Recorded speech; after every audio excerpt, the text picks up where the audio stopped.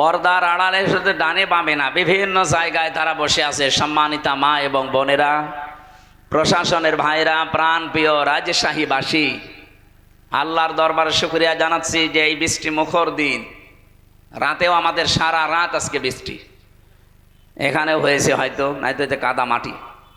সুতরাং এই ঘন্টা 2-3 সময় আল্লাহ আমাদেরকে কোরআন শোনার জন্য যে একটু বের করে দিলেন, আমরা তাফসীর আকারে কথা বলতে চাই। আপনারা থাকবেন তো ইনশাল্লাহ? এখানে মাগরিবের আজানের 10 মিনিট আগে আমরা ছেড়ে দেবো ইনশাল্লাহ।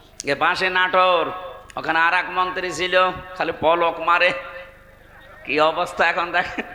সেদিন আমি আদালতে হাজিরা দিতে গিয়েছিলাম আমার মামলার, যে দেখে আল্লাহর ওলি কাঁদতেছে, অথচ কি গেট আপ ছিল দেখেছেন, এক এক সময় এক এক সাজে থাকতো। এখন আপনজন বলতে তার কাছে আর কেউ নেই, তার যে পরিচয় দেবে সে পরিচয় দিলেও ভয় পায়। আপনজন যারা স্ত্রী পুত্র সব তো বাইরের দেশে চলে গেছে, তার কাছে এখন এক প্যাকেট বিরিয়ানি নিয়ে খাবার নিয়ে কেউ যাবে সেই রকম মানুষও নেই, অথচ কি দাপট ছিল তার। এই জন্য আমার মনে হয় পলক সাহেবের কাছে শিক্ষা নেওয়া দরকার। মাত্র 1 বছর 1 মাসে তার চেহারা যা হয়েছে, আপনি এখন দেখলেও চিনতে পারবেন না পলক না পলকের দাদা। কি অবস্থা হয়েছে। আমিও 3 বছর ছিলাম, কিন্তু আমার চেহারাটা পাল্টায়নি। এবার যদিও এরকম 100 গুণ কষ্ট আমারে দিয়েছে। আমার মাথার চুল থেকে পায়ের তালু পর্যন্ত 1 ইঞ্চি জায়গা বাকি নেই যেখানে জালেমরা টর্চার করে নাই। আমার উল্টো করে 11 ঘন্টা টাঙিয়ে রেখেছিল। এত পিটানো পিটিয়েছে, প্রায় 4-5 জন মিলে চোখ বেঁধে। আমার পেছনে শুধু ম্যাডাম ছাড়া কাউকে দেখানো যায় না। এই যে চেয়ার দিয়েছেন তো ভালো, যদি কাঠের চেয়ার দিয়েছেন বসতে পারতাম না। এত কিছু করার পর অন্তত এখন টিকে আছি। আরো মাত্র 1 বছরে মনে হচ্ছে কব্বরে অর্ধেক চলে গেছে, তাও তো কিছু এখনো টের পাননি। জালেম যারা এখনো পর্যন্ত, যে মানুষগুলোর বৃদ্ধি কমে না, তারা যেন মাঝে মাঝে পলকের দিকে একটু তাকায়।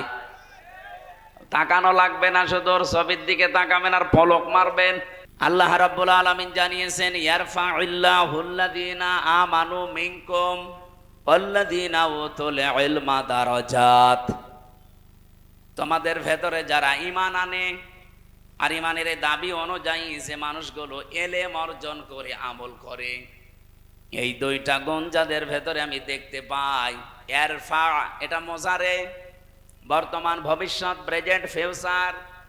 আল্লাহ পাক দারাজাতুন না দিয়ে দারাজাত বহু বচন দিয়ে জানাতে চেয়েছেন। এই 2টে গুণে গুণান্বিত যারা অর্জন হবে, দিন যত যাবে তাদের মর্যাদা তত বাড়তেই থাকবে। আল্লাহ শুধু বাড়িয়ে দেবে তা না, বাড়াতেই থাকবে। এই জন্য আশা করছি যারা এখানে স্টেজে চেয়ার পেয়েছেন, ঈমান অবশ্যই আপনাদের আছে। ঈমান এবং আমল করা লাগবে আপনাদের জ্ঞান, যোগ্যতা, এলেম অনুযায়ী। কারণ বহু মানুষ তাদের জ্ঞান অনুযায়ী, যোগ্যতা অনুযায়ী কাজ করে না। এই জন্যে তাদের মর্যাদা, সম্মান দুনিয়াতে আল্লাহ আরো নষ্ট করে দেয়। কথা বোঝেন আমার? আমি নাম নিলাম না। বহু মানুষের জ্ঞান আছে, যোগ্যতা আছে, কিন্তু সে অনুযায়ী সে চলে নাই। এই জন্য আল্লাহ পাক তাকে তার উপরে তুলতে তুলতে এত নিচে নামিয়ে দিয়েছে যে সেখান থেকে আর উঠে আসা সম্ভব না। আপনাদের এই আসনের যিনি মন্ত্রী ছিল, কোথায় উঠেছিল? আল্লাহ এত নিচে নামিয়ে আছে। আমি সেদিন কোন দেশে যেন গিয়েছিলাম, সিঙ্গাপুর নাকি মালয়েশিয়া যেন, সেখানে যে দেখি নিচে বসলাম, হোটেলে দেখি চা খাচ্ছে। সালাম দিলাম, আসসালামু আলাইকুম। ওয়ালাইকুম আসসালাম বলবে তো না, বলছো হুজুর আমরা আগেই পালিয়েছি। এই জন্য জ্ঞান ছিল তার, ঈমানও ছিল কম বেশি, কিন্তু জ্ঞান অনুযায়ী কাজ না করার কারণে আল্লাহ তুলেছিল উপরে। এখন এত নিচে নামিয়েছে, সেখান থেকে উঠে আসা আর সম্ভব না। যা স্বপ্ন দেখতে পারেন, কিন্তু বাস্তবে রূপ নেওয়া অত সহজ না। এই জন্য যারা বসে আছেন, আশা করছি ঈমান আছে এবং জ্ঞানও আছে। এই জ্ঞান অনুযায়ী দুনিয়াতে কাজ করার তৌফিক আল্লাহ তাদের দান করেন, বলেন আমিন। সুতরাং জামাত ইসলামী এখন আর ফু দিয়ে শুধু তাবিজ করে এদেশ থেকে উড়িয়ে দেওয়া যাবে না। এ কিন্তু রাজধানী থেকে শুরু করে ওয়ার্ড পর্যন্ত এদের কমিটি এখন একেবারে মানে শিকড় গেড়ে অলরেডি মাটি নিচে চলে গেছে। এই জন্য এই সমস্ত ধান্দায় যারা আছেন এই ধান্দাবাজি বাদ দেন। যা হয়েছে আপার আপনাদেরও তাই হবে। আপনাদের আমরা ভালোবাসি, আপনারা মাজলুম মানুষ। আশা করছি অন্তত ভারতের আগ্রাসন যেন এদেশে আর ডানা বাঁধতে না পারে। যাদের দ্বারা বাঁধবে জাতি কিন্তু খুব সতর্ক, তাদেরকে চিনে ফেলবে, জীবনের মতো তাদেরকে তালাক দেবে। এদেশে কোনো ভারত প্রীতি চলবে না। কথা বলেন না কেন? এই দেশ যদি চলে, দেশের 18 কোটি মানুষের সিদ্ধান্ত অনুযায়ী চলবে। কোন দাদা কোন বাবার কথায় আমরা চলতে চাই না। হিন্দু মানুষ সেই বিশ্বাস করতে পারে, অথচ অনেক আলেম পর্যন্ত এখন দেখছি নামধারী জালেমের কাতারে। মুরব্বী মানুষ এক পা কবরে এক পা টাঙায়, এখনো পর্যন্ত জালেম মুনাফিক এবং রাম আর বামদের টাকা খেয়ে ফতোয়া দিচ্ছে যে জামাত ইসলামী কোনো ইসলামী দল না, এটা ভণ্ড ইসলাম, এরা মওদুদির মতবাদ কায়েম করতে চায়। আপনি মরণের আগে এরকম মিথ্যা কথা, মিথ্যা তহমত দিতে পারলেন, আপনার তো ঈমান নসিব হবে না। এত বড় মিথ্যা তহমত দেন কি করে? উনি জেলার সহকারী সেক্রেটারি, জিজ্ঞাসা করেন তো এই দেশে জামাত ইসলামী মওদুদিবাদ প্রতিষ্ঠা করতে চায়।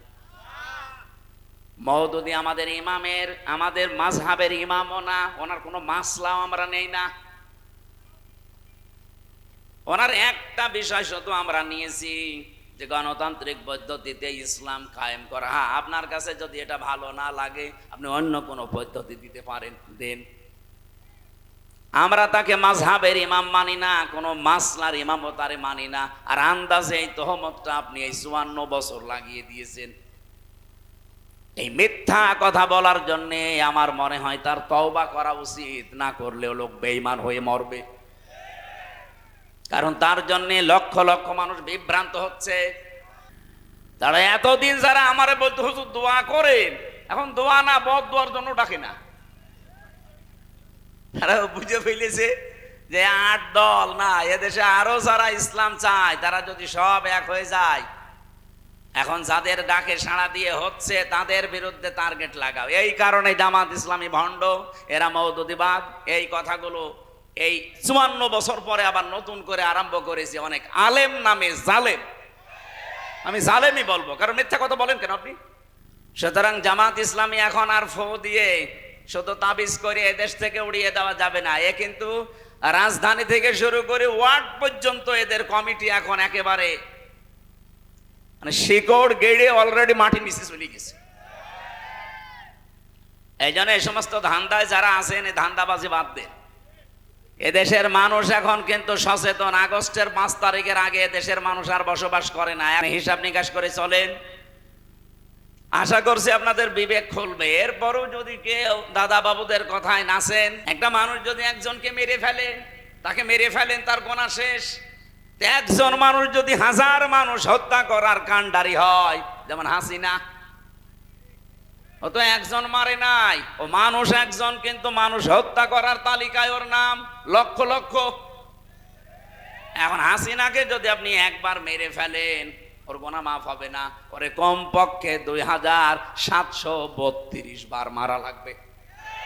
তাও শুধু 24 সালের জন্যে, আর বাকি সালগুলো বাদ দিলাম। একজন মানুষকে আপনি এতবার মারতে পারবেন? ওর এত জীবন আছে, আর ওর যা জীবন ও তো জীবনই না, ও তো বোনাস হায়াতে আছে। কি কথা বলেন না?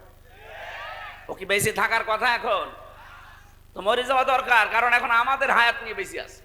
যদিও আমাদের দেশে নেই, যেখানে আছে ওই দেশের মানুষের হায়াত এত না গড়, ও যতদিন বেঁচে আছে অন্তত ওনার মরে যাওয়া উচিত। কারণ এই পৃথিবীতে আমি দেখলাম গোপালী, নেপালি আর মোদিজি সব পালানোর ধান্দায় আছে। তা আমি যেটা বোঝাতে চাই, একজন মানুষ যদি একজন মানুষকে বিভ্রান্ত করে, তার একটা গুনাহ হয়েছে। আর ওই একটা লোকের কথার দ্বারা, কাজের দ্বারা যদি লক্ষ লক্ষ মানুষ বিভ্রান্ত হয়, ওকে আপনি একবার শাস্তি দিলে ওর গুনাহ মাফ হবে না। এই জন্য ইসলামের নাম নিয়ে হোক আর অন্য কোনো নাম নিয়ে হোক, এদেশে যেহেতু এখন সব ইসলাম এক জায়গায় হওয়ার একটা সম্ভাবনা দেখা অলরেডি দিয়েছে। যাদের ভেতরে এতদিন ছোটখাটো বিষয় নিয়ে মত পার্থক্য ছিল, এখন সব বাদ দিয়েছে। তারা বলছে এবার ইসলামের বাক্স যাবে একটা। এই জন্যই তো জালেম আর মুনাফিকদের মাথা খারাপ হয়ে গেছে। এই খারাপ জানানোর পেছনে এই 54 বছরে যারা দায়িত্বে ছিল তারা দায়ী। এরা এই সত্য মিথ্যা মিশ্রণ করে এদের বিরুদ্ধে শুধু প্রোপাগান্ডা চালিয়েছে, অথচ জনগণের কাছে 54 বছর আসতেই দেয়নি। 1 বছর মাত্র এসেছে, দেখেন দলে দলে পালে পালে মানুষ এখন ইসলামে আসতেছে। বিশেষ করে ডাকসু আর জাকসুর পরে তো টর্নেডো বয়ে যাচ্ছে দেশে। আমি তো আর রাজশাহী শুধু না, এই দেশের 630টা থানা, প্রায় সব জায়গায় কম বেশি দৌড়াচ্ছি। সারা দেশে একটা ঝড় উঠে পড়েছে ডাকসু জাকসুর পরে।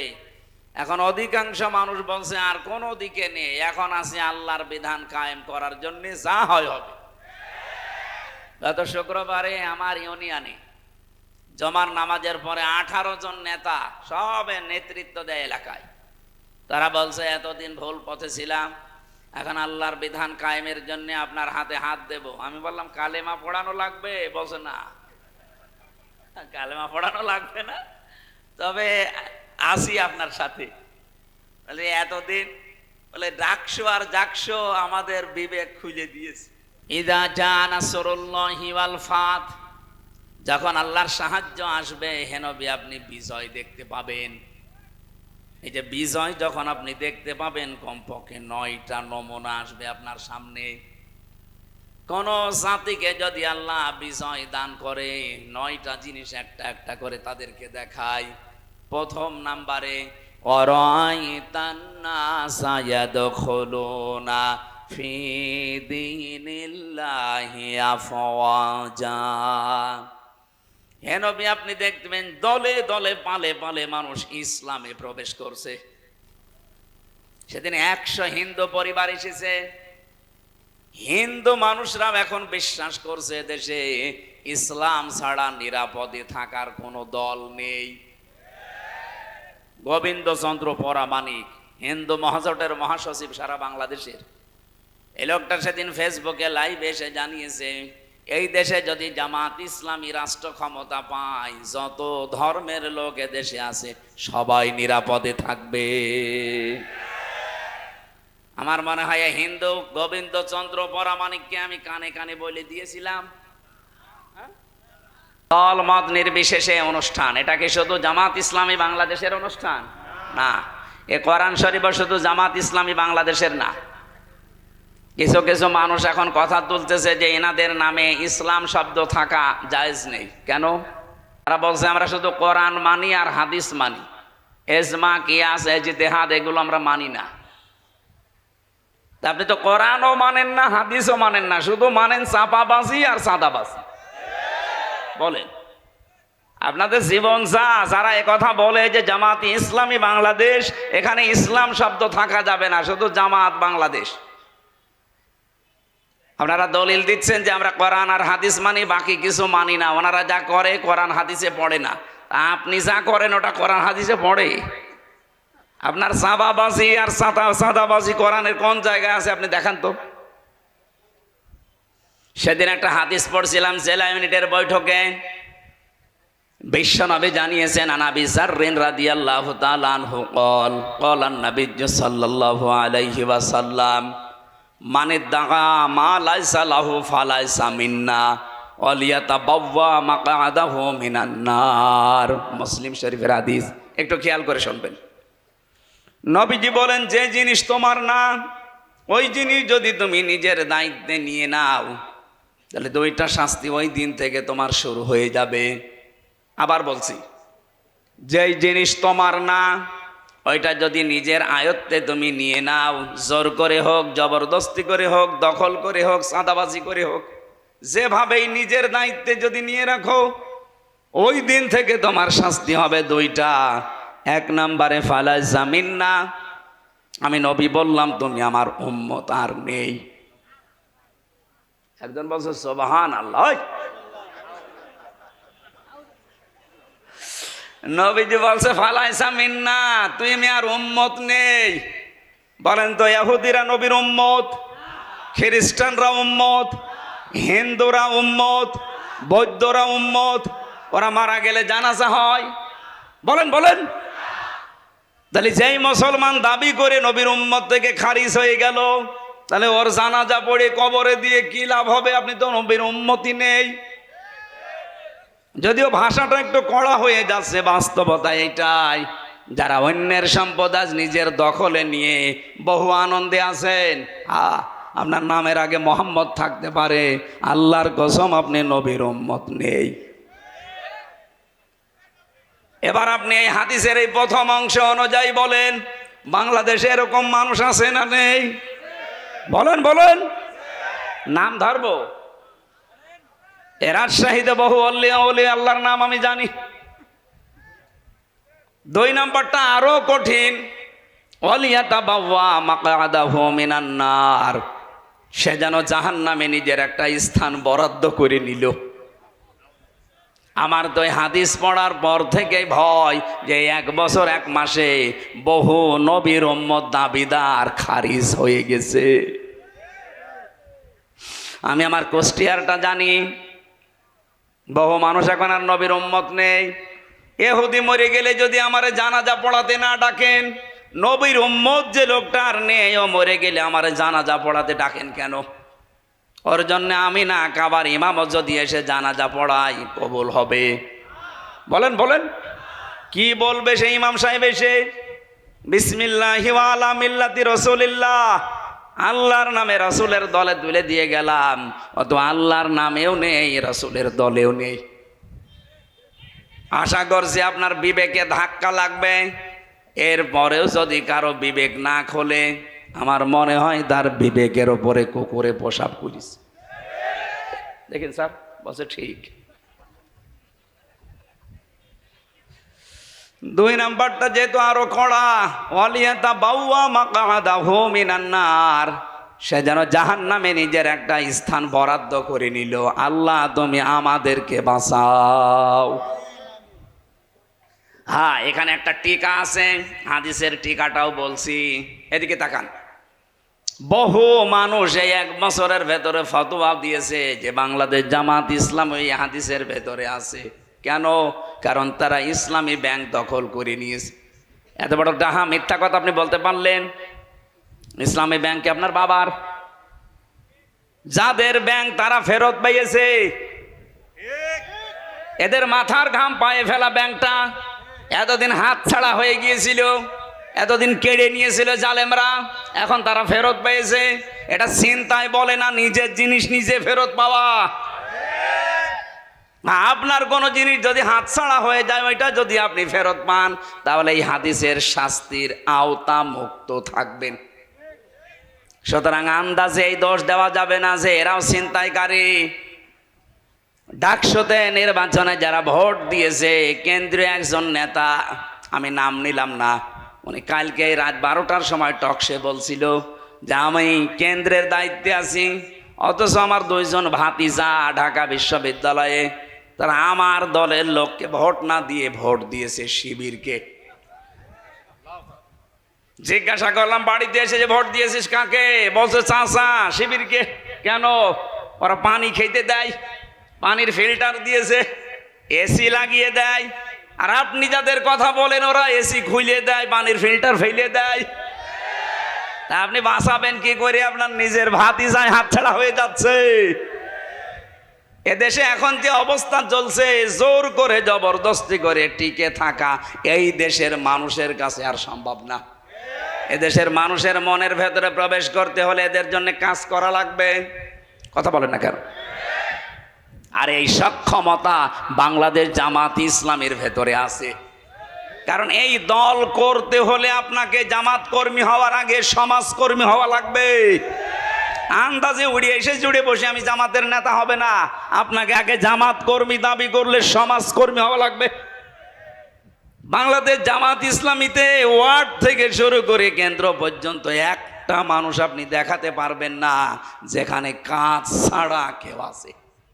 ও যদি রাস্তা ছাড়ো দেওয়া হয় তাও কাজ করে খায়, আর কাজ করে খেলে প্রতি মাসে যদি 15,000 টাকা উপায় হয়, 100 টাকার 5 টাকা তারা এমনিতেই জামাত ইসলামকে দান করবে।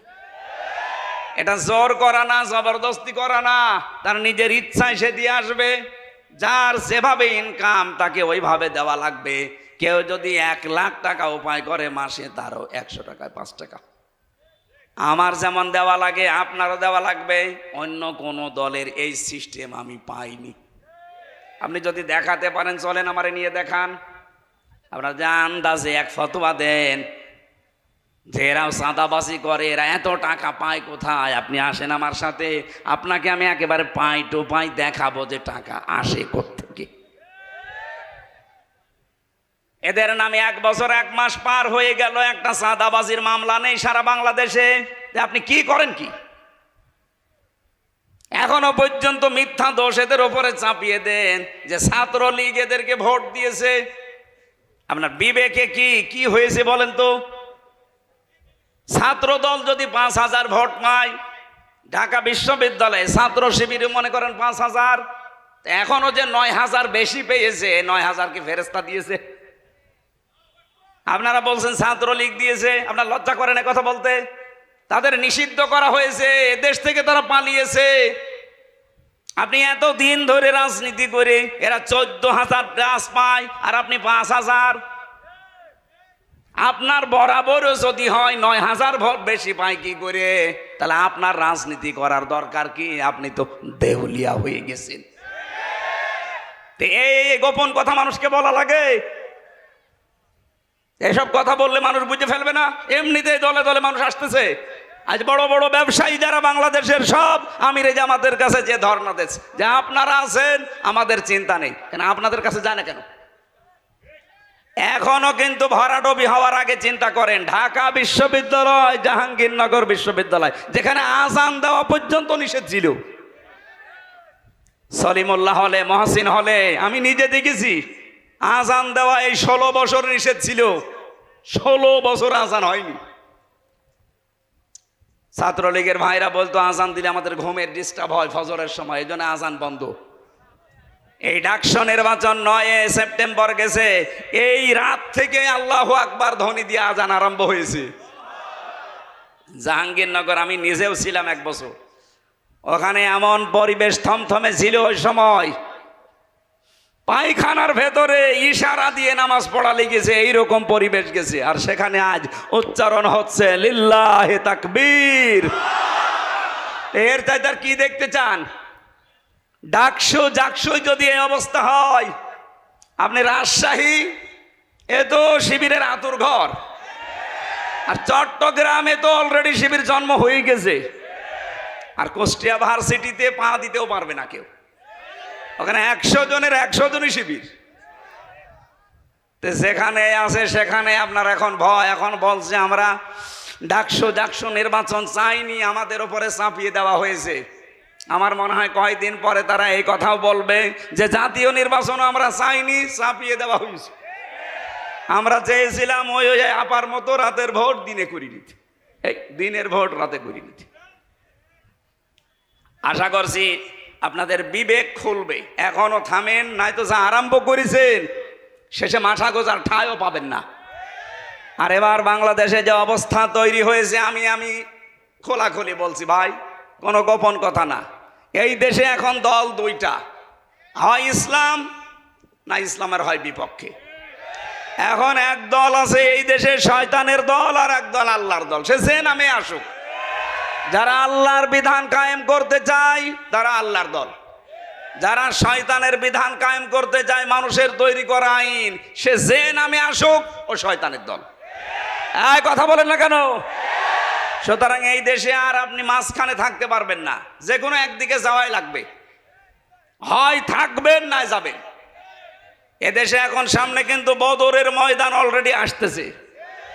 বদরের ইতিহাস পড়েছি যে ছেলে বাবার বিপক্ষে অস্ত্র ধরেছে, স্বামী স্ত্রীর বিপক্ষে অস্ত্র ধরেছে। এবার বলেন তো সেই অবস্থা আসতেছে না? ভোট ভোট না, এটা ভোট যুদ্ধ।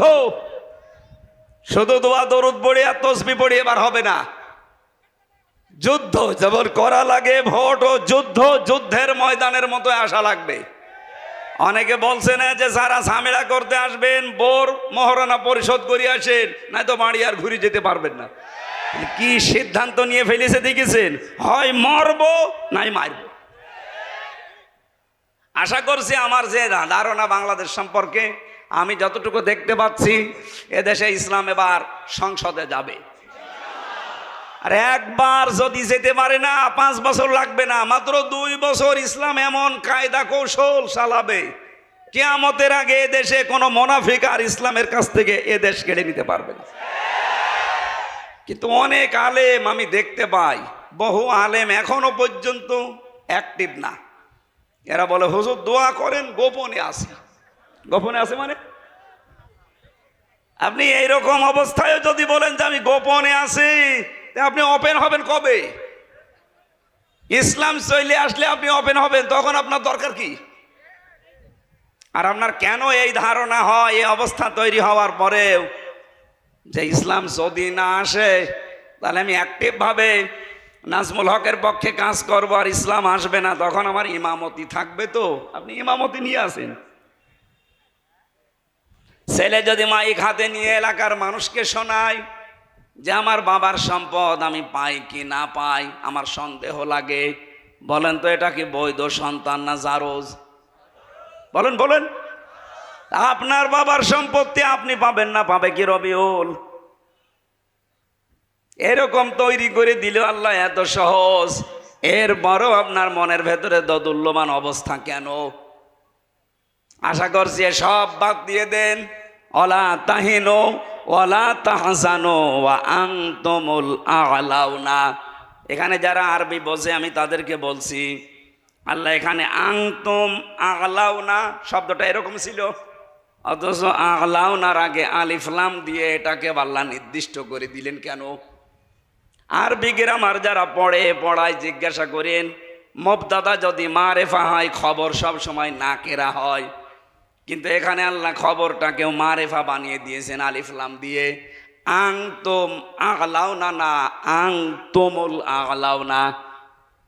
খবর যদি কোনো সময় মারেফা নির্দিষ্ট হয়ে যায় ইফিদুল হাসর, হসরের ফায়দা দেয়, বাংলা অর্থ দাঁড়ায় হবেই। ওরা যে শাহীবাসী আল্লাহ যদি গ্যারান্টি দেয় যে আপনার ভয় কিসের, আর মনের ভেতরে কেন হীনমন্যতায় ভোগেন? কোনো ভয় নেই, কোনো চিন্তা নেই, কোনো দুশ্চিন্তা নেই। আল্লাহ বলেন বিজয় হবেই যদি মুমিন হতে পারো।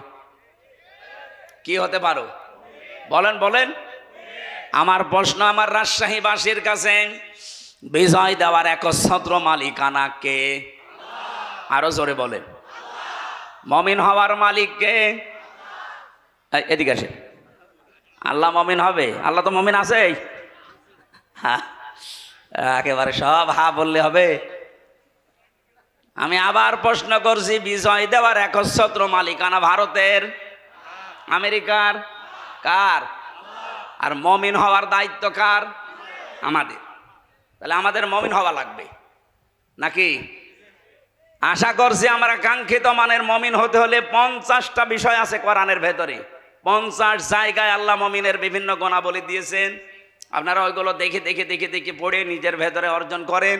সামনে ইসলাম আসতেছে, আপনি একটু বুক বাঁধেন, বড় আশা নিয়ে বুক বাঁধেন। এবার দেখবেন যে কোরআন দিয়ে বাংলাদেশ চললে কেমন দেখা যায় ইনশাআল্লাহ। কোনো ভয় নেই, যত চাপাবাজি করুক। বিভিন্ন মানুষ দেখছি চাপাবাজি করছে, এই যে ফজু পাগলা কি চাপাবাজ। চুয়াডাঙ্গার একজন আছে দুদু মিয়া, এ চাপা ছাড়া কি আছে? আশা করছি এই মানুষদের কথায় বিভ্রান্ত আমরা হব না। আমরা কোরআনের উপরে 100% বিশ্বাস রাখতে চাই ইনশাআল্লাহ। দরুদ পড়ছি, সালাম পড়ছি নবীর উপরে। তেলাওয়াতকৃত আয়াত আমার সূরা আরাফ 26 নাম্বার আয়াত, একটা মাত্র আয়াত পড়েছি। লক্ষ লক্ষ হাদিস থেকে একটা হাদিসের অর্ধেক পড়েছি। এবার আসেন তো এই দুইটার সামনে নিয়ে কিছু কথা বলি। সূরা আরাফ এর বাংলা অর্থ হচ্ছে প্রাচীর। আরাফ নামক একটা প্রাচীর আল্লাহ বানিয়েছেন। অবাইনাহুমা হিজাব ওয়া আলাল আরাফি রিজালুন ইয়ারিফুনা কুল্লাম বিসীমাহুম ইলা আখিরি আয়াত। আরাফ নামক একটা প্রাচীর আল্লাহ জান্নাত আর জাহান্নামের মাঝে আল্লাহ বানিয়ে রেখেছেন। নবীজি বলেন আল্লাহ এখানে কিছু মানুষকে দাঁড় করিয়ে রাখবে, এদেরকে জান্নাতেও দেবে না, জাহান্নামেও দেবে না। এদিকে তাকান। সাহাবী প্রশ্ন করলেন, হে নবী, এদেরকে জান্নাতে দেবে না কেন? নবীজি বললেন এরা জান্নাত পাবে না শুধু একটা কারণে, এদের সবই ভালো ছিল, মা বাবার সাথে আচরণ ভালো ছিল না। এবার আসেন আমি মেয়েদেরকে 2 মিনিট বলবো। সম্মানিতা মা বোনেরা, আমি খুব ভালোবাসি আপনাদেরকে, কারণ নবীজি বলেন আমার কাছে 3টা জিনিস প্রিয়, একটা সুগন্ধি, একটা নামাজ, আর একটা মেয়ে মানুষ, সেটা আমার নিজের স্ত্রী। এই জন্য মা বোনদেরকে আমিও ভালোবাসি নবীর হাদিস অনুযায়ী। আরাফ সূরার তাফসীর পড়তে গিয়ে আমি দেখলাম আপনারা অধিকাংশ জাহান্নামে দৌড়াচ্ছেন। নিজে শুধু না, 4 জন পুরুষ মানুষকে সাথে নিয়ে যাচ্ছেন, হয় বাবাকে, নাই বড় ভাইকে, নাই স্বামীকে, নাই বড় ছেলেকে। এই যে আজ সন্তানগুলো আমরা আজ মা বাবার সাথে খারাপ ব্যবহার করার কারণে আমরা আজ আরাফ নামক জায়গায় দাঁড়িয়ে আছি, জান্নাতে যেতে পারছি না। এটা শুধু আমার একা দোষ না, এই দোষে দোষী আমার বউ। এই কথা বলেন না কেন?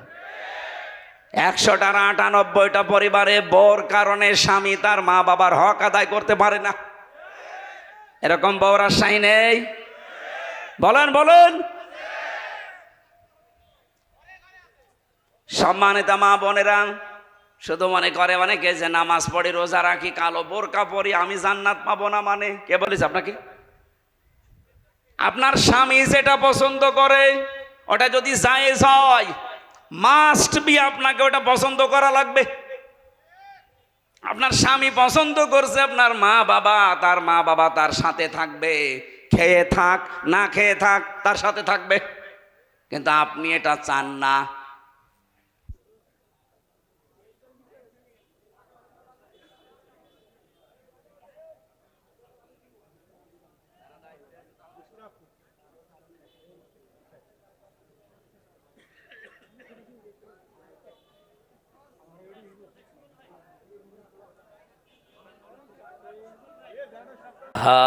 ইল্লাল্লাহু মুহাম্মাদুর রাসূলুল্লাহ। পারিবারিক জীবনে যে সমস্যাগুলো আমরা প্রতিনিয়ত ফেস করছি এবং যার জন্য হাজারো সংসার ভেঙে যাচ্ছে, হাজারো মানুষ সন্তানগুলো আমরা জাহান্নামী হয়ে যাচ্ছি, জান্নাতে যেতে পারছি না, এগুলো নিয়ে একটা বই লিখিত আছে আমার। দাম্পত্য জীবনের স্বামী স্ত্রীর যে ঝগড়াঝাটি, কলহ, মারামারি, গণ্ডগোল এবং এটা সমস্যার এই সমাধান কি কি করা লাগে, আমি কোরআন হাদিস থেকে প্রায় 128 পৃষ্ঠা পর্যন্ত লিখেছিলাম বিভিন্ন রেফারেন্স দিয়ে। আমার গাড়িতে পাওয়া যায়, আপনারা মেয়েদের জন্য নিয়ে যাবেন ওই বইটা বিস্তারিত। এই ওয়াজগুলো ওখানে লেখা আছে বাংলায়, আশা করছি ওটা নিয়ে পড়াবেন। ওদের মনটা আল্লাহ যেন ফাতেমাতো জহরার মতো, হযরত রুকিয়ার মতো উদার করে দেন, বলেন আমিন। 2 নম্বরে সাহাবী বললেন, হে নবী, এরা জান্নাতে যেতে পারছে না মার বাবার অবাধ্যতার কারণে, তাহলে জাহান্নামেও এরা যাচ্ছে না। নবীজি বললেন, না, এদেরকে আল্লাহ জাহান্নামেও দেবে না। বিশ্ব নবী ওই দিন একটা কথা উচ্চারণ করেছিলেন, এদেরকে আল্লাহ জাহান্নামে দেবে না একটা কারণে, এরা দুনিয়ায় যাই করুক না কেন দিন কায়েমের জন্য এরা চেষ্টায় ছিল। এই হাদিসের যে ব্যাখ্যা আমি পড়েছি, মুহাদ্দিসিন কিরাম লিখেছেন, কোনো মানুষ যদি মন থেকে জমিনে আল্লাহর বিধান কায়েম করার জন্য চেষ্টা করে, দিন কায়েমের জন্য যদিও চেষ্টা অব্যাহত রাখে, জমিনে যদি বিধান কায়েম নাও হয়, আল্লাহ তাকে অন্তত জাহান্নামে দেবে না। আপনার চাইতে যেহেতু কোরআন হাদিস হালকা হলেও বেশি পড়েছি, আমি কোরআনের ওপরে আমার অনার্স মাস্টার্স করা আছে, আল্লাহর কসম এই হাদিসের ব্যাখ্যা আমি যা বুঝেছি সেইটাই বোঝাই। এ পৃথিবী থেকে যদি জাহান্নামে যেতে না চান, দিন কায়েমের জন্য যারা এই জমিনে চেষ্টা করছে আপনি তাদের সাথে থাকবেন। ইবনে মাসউদ থেকে, ইবনে আব্বাস থেকে না, ইবনে ওমর থেকে একটা হাদিস আজকেও পড়ছিলাম। আন ইবনে ওমর রাদিয়াল্লাহু তাআলা আনহু قال قال النبي صلى الله عليه وسلم فاتبعوا الصواد الاعظم, মুসলিম শরীফের হাদিস।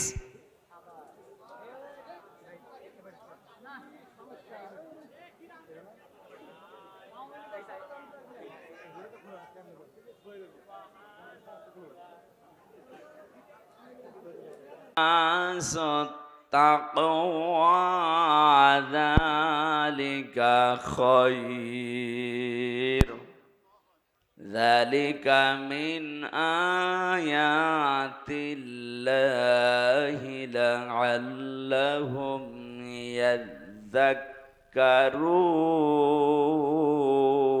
يذكرون. صدقت يا ربنا. عن أبي هريرة رضي الله تعالى عنه قال قال النبي صلى الله عليه وسلم كل أمتي يدخلون الجنة إلا من أبى. قيل يا رسول الله من هو أبى؟ قال رسول الله صلى الله عليه وسلم من أطاعني دخل الجنة ومن عصاني فقد أبى. رواه ابن ماجه. وقال تعالى في شان حبيبي إن الله وملائكته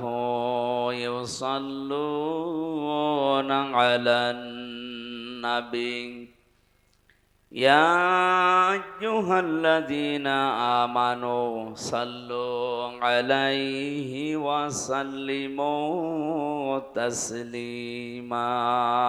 اللهم صل على محمد وآله وصحبه وبارك وسلم. জীবনে কখনো তুমি মিথ্যা বলনি, তাই তো তোমায় পেতে কাঁদে ধরনি। তোমারই মতো নেতা পেলেও গো ফুটতো সুখেরি গোলাপ চামেলি বকুল।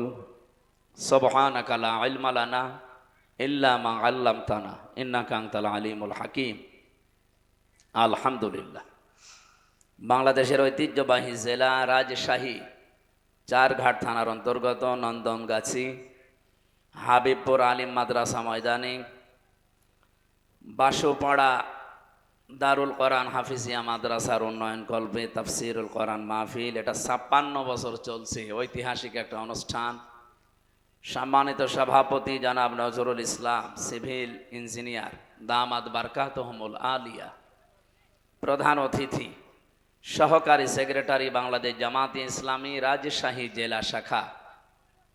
উনি এই আসনের জন্য বাংলাদেশ জামাতে ইসলামী থেকে নমিনি, এমপি পদপ্রার্থী নয়।